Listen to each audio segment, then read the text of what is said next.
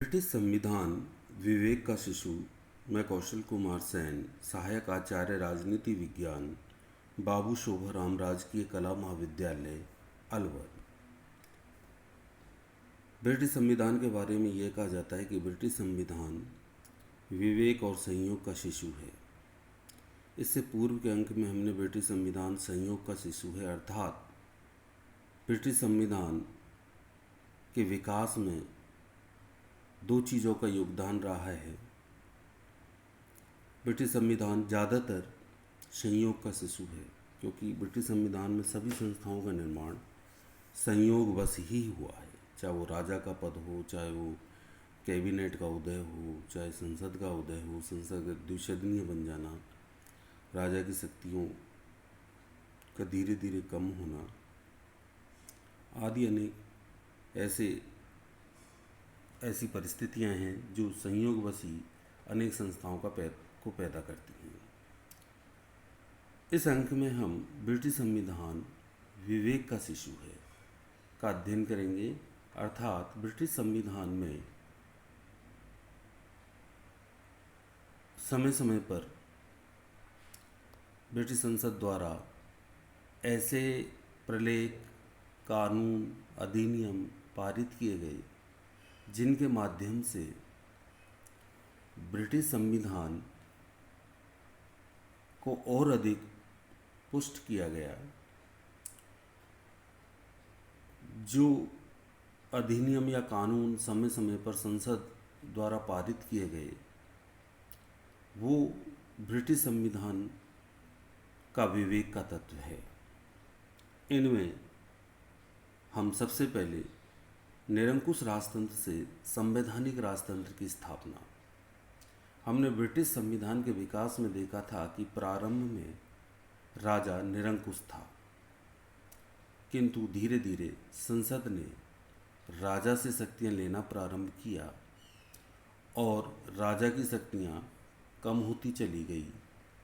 अंत में समस्त राजा की शक्तियां संसद में निहित हो गई और राजा केवल स्वर्णिम शून्य बन के रह गए। तो राजा की शक्तियों को कम करने वाले 3 प्रलेखों ने महत्वपूर्ण भूमिका निभाई। ये थे 1215 का महान अधिकार पत्र, 1628 का अधिकार याचिका पत्र और 1689 का अधिकार पत्र। ये तीनों पत्र संसद ने राजा के समक्ष रखे थे। राजा ने इन्हें इसलिए स्वीकार कर लिया कि यदि वह इन्हें स्वीकार नहीं करता तो उसके विरुद्ध गृह युद्ध हो सकता था और उसे पद से हटना पड़ सकता था। इसलिए ये तीनों ही पत्र बड़े शांतिपूर्वक राजा ने स्वीकार किए, जिसमें राजा की शक्तियाँ सीमित हो गई और समस्त शक्तियाँ संसद में निहित हो गई। दूसरा है वयस्क मताधिकार, गुप्त मतदान प्रणाली और एकल सदस्यीय निर्वाचन क्षेत्र।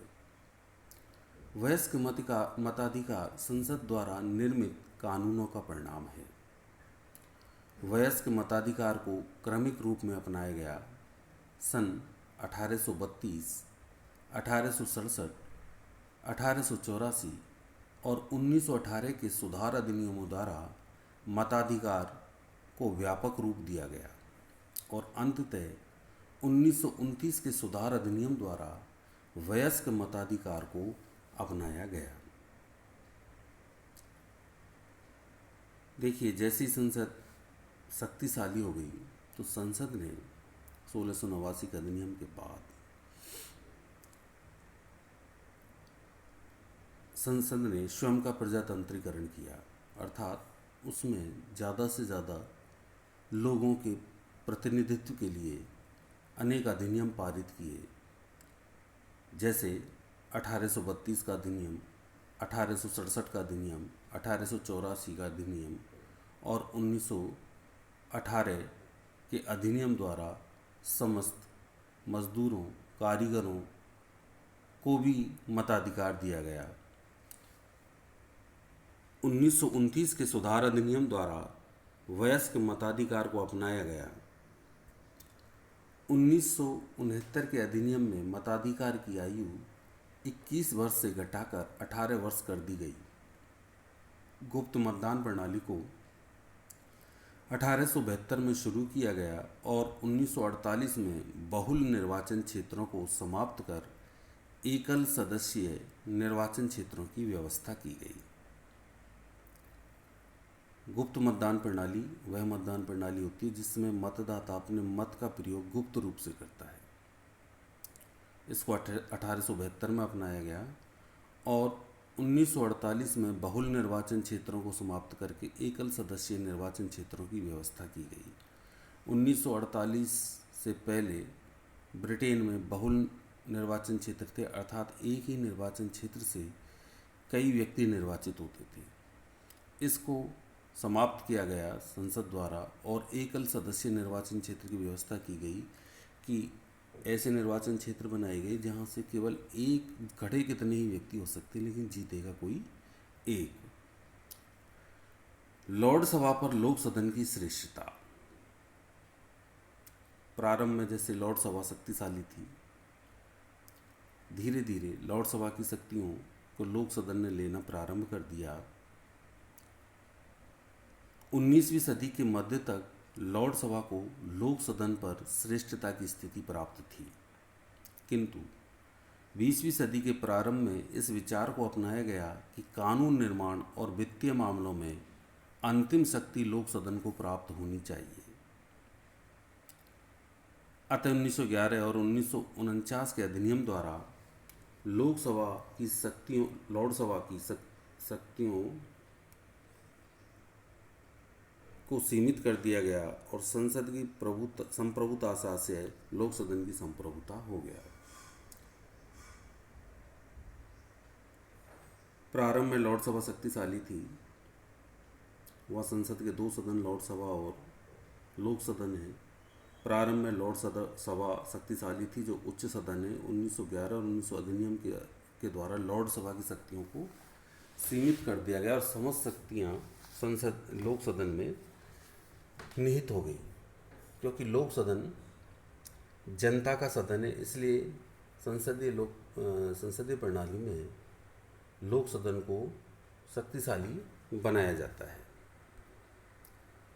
लॉर्ड सभा की रचना में सुधार पियरेज एक्ट 1958 के पियरेज अधिनियम के आधार पर आजीवन पियर और महिला पियरों की व्यवस्था की गई।